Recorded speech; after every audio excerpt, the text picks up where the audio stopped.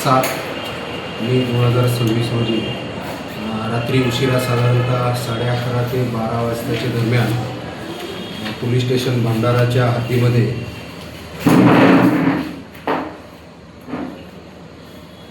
एक कार्तिक भंडारी वय वर्ष 28 या युवकावर हल्ला झाल्याची माहिती मिळाली। तात्काळ त्या ठिकाणी जे आहे सर्व अधिकारी त्याचप्रमाणे LCBची टीम त्या ठिकाणी पोहोचली।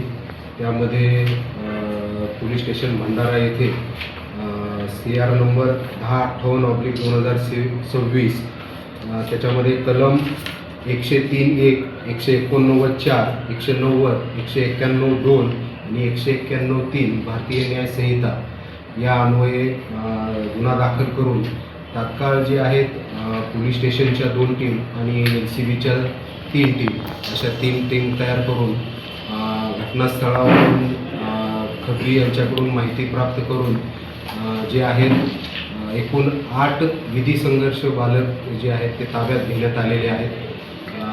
त्यामध्ये पुढील तपास जो आहे पोलीस निरीक्षक उल्हास भुसारी हे करत आहेत।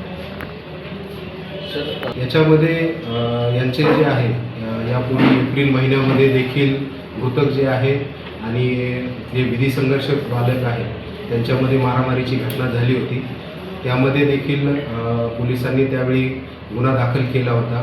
मृतक कार्तिक भंडारी याच्यावर देखील यापूर्वीचे जे आहेत मारामारीचे त्याचप्रमाणे एक आर्म्स ॲक्ट 425 हा गुन्हा दाखल होता। त्या अनुषंगाने त्याच्यावरती प्रिव्हेंटिव्ह ॲक्शन देखील करण्यात आली होती आणि त्याच्यावरती शेवटचा गुन्हा दाखल झाल्यानंतर ते बॉन्ड कॅन्सलेशन जे आहे त्याची पण प्रक्रिया सुरू करण्यात आली होती।